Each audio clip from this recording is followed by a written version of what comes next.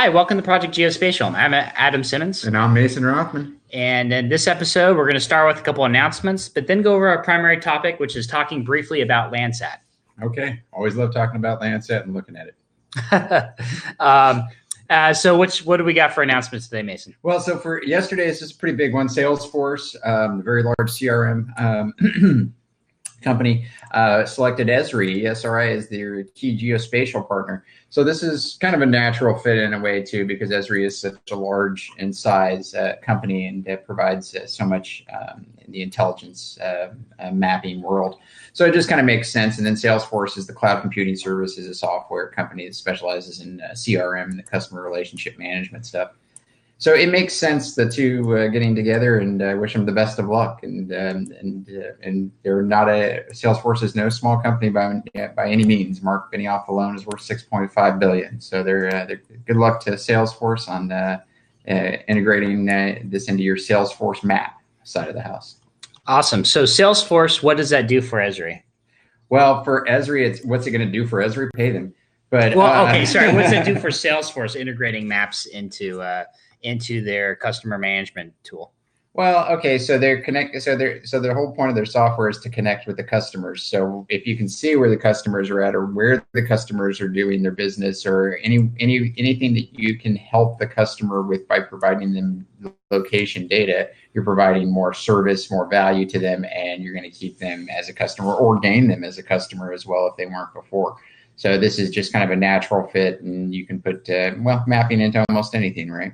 Absolutely. So, seeing their customers, you just said customers on the map, mapping out the potential geographic landscape from a strategy point of view for businesses, that type of thing. And that's just the starting point. There's also so much more potential from even helping their customers out, helping understand what their strategies can be from a business point of view. Oh, trickle down type. Yeah, absolutely. Sure. Absolutely. We should keep track of that and see what the use cases are. It was kind of a surprise to me, to be honest with you. So the next thing we'll quickly go over real quick is some of the activities going on with the GEOINT Community Week. Machine Learning Workshop happened with GEOINT Community Week the last Tuesday and Wednesday of this week. So that would be the what was Tuesday and Wednesday? Yeah, right. Days. 19th and 20th of November.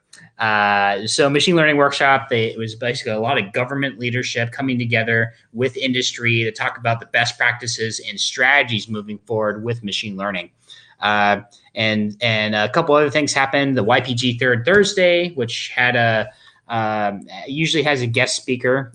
This week's guest speaker on Thursday happened to be, and I'm bringing it up as we speak, right? So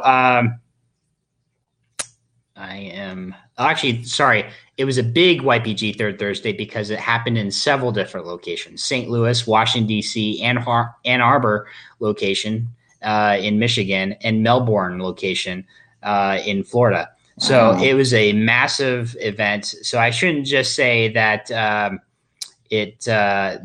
isn't a single guest speaker. There were several around the country associated with GEOINT Community Week. So that's worth mentioning. YPG Third Thursday happens every month, of course, on the third Thursday. Worth going to if you're a young professional and interested in becoming a part of the industry, learning more about it, or want to network with industry professionals who have been in it for long time. Sorry, so you'd be a weirdo if you showed up and you were old. No, absolutely not. It would help. You're actually helping younger folks learn more about the opportunities. That is true. And if you're looking to inspire new talents coming in, that's a good way to do it. We've worked with the YPG so many times over the years. Great group, and really, really, really great at getting younger folks interested in the geospatial community. Yeah, the last thing I'll mention for USGIF is the GEOINT Gala is actually tomorrow. That's November 23rd. You can still register. Tickets range from $175 all the way up to $325. The younger professionals group gets that really cheap $175 ticket. where if you're a non-member and you want an industry ticket, that's $325. Worth going, once again, to meet industry professionals. It's a black tie event, so really formal. And do you know anybody going, Adam? Yes, I am going to that. So if you listen to the show, feel free to say hi. Yes. We always like hearing feedback that we get listeners. But I'll be seeing what's up over at the GEOINT Gala tomorrow, and that's going to be held at the Reston Town Center. At the Hyatt there, yeah. Yeah. So for our main topic this episode, we wanted to talk about Landsat because there was an article that got released related to Landsat. Stand by. So Landsat article. This was a couple weeks ago, actually. So the report values economic benefits of Landsat archive at $3.45 billion. That's not cheap. So since 2008, Landsat actually has been made payable to the public at no cost. And the Department of Interior is considering charging per scene fee for the imagery. So they decided to do an assessment. And the report found that at $56 per Landsat scene, only 50% of users would purchase the data. When the price increased to $183 per scene, that number falls to 17%. Per the report, much of the societal value of Landsat stems from the free and open data policy that allows users to access much of the imagery as necessary for analysis at no cost. So they also provide a graph in terms of what people are willing to pay and what percentage of folks are probably willing to pay that cost. And this would be a huge, huge impact to the community at large because Landsat has tremendous value across the board. It's provided worldwide. From a resolution standpoint, it does have some limitations. I want to say off the top of my head, it's 10 meter imagery, but some reason it's coming. I think it could be 15 meter. I can't recall either. It's been so long. Let's see. Okay, so I'm getting here. Landsat 8 satellite payload is 30, 150. 30 meters. Yeah, 115 meters, and different with the different modes, right? So 15 meters panchromatic. Yeah, 15 meters panchromatic. So if you're doing massive area change detection, this has huge benefits. Without a doubt. And because it's large stacks of imagery freely available, and you're doing, and maybe even you're a developer or a data scientist who is trying to do basic machine learning, and this is, you also have these stacks of imagery available with persistent or consistent revisit rates over single areas or specific areas. You can use Landsat imagery for that purpose.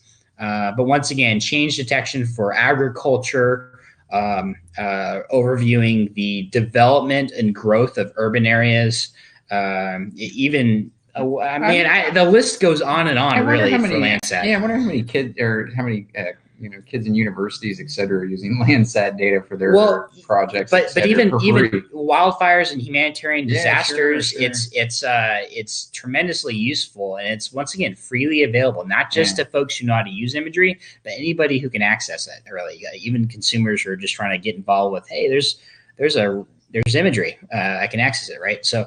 I bet tons of nonprofits to all of a sudden charge, give me some perspective. If they even charged up to $183 per image, and that was accessible, and maybe 17% of folks were willing to buy it, that unfortunately puts a 15 meter resolution, at best, image on par with, almost on par with the commercial providers today who charge around $300 to $500 per image right now for anywhere between 0.3 and 1 meter imagery. Right.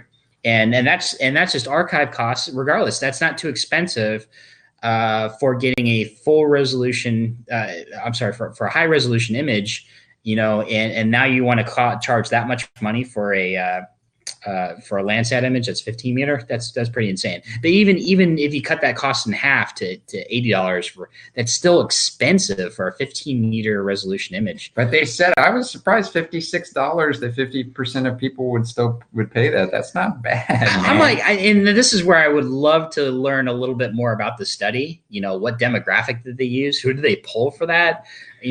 Yeah, how of did they do course. that? You know, just kind of All studies. who would be willing to actually pay for Landsat imagery just because of it's been always freely available, you know? Yeah. But you know, if the government turned it off, they would be cutting off a huge community who uses it, even from the academic standpoint. Yeah, it would be. So I wanted to bring that up in discussion because it's a fascinating topic that's come up. I don't see it happening. Maybe the government, I mean, with the value, you have to understand that they've put up a number of satellites in support of Landsat over the years. Yeah. So it does cost the government money. And they're trying to evaluate. It's so difficult to take something that's free and then make it pay. You're right. And I look at Landsat, this is one of those like debates. Who's this benefiting? At least this is a government program benefiting everybody who can access it. You know, this isn't just benefiting the military or a specific government organization. This is benefiting everybody, and it'd be interesting to read their mission statement. What is is it to provide the government with blah blah blah, or does it say to the people? What does it say exactly? You know, that's a good question. That's worth some research. Yeah. However, you know, that should be brought up. If you think Landsat should be paid for, or if you have a comment or feedback on the topic, feel free to reach out to us, send us a message, and we would be interested in hearing your thoughts on the matter. And maybe even if you do think it's worth paying for, why, and how much are you willing to pay for a Landsat? Yeah, I like it when the government opens up data sources like this, though, and makes things free, especially for machine learning, AI, et cetera. It helps you build models, et cetera. So I can see that there's always money, though, at the end of the day. So I get it, but I understand they're trying to recoup some of the costs, but these are taxpayer dollars at the end of the day. To charge taxpayers money for something that they've built to support the community is kind of conflicting. It really is, yeah.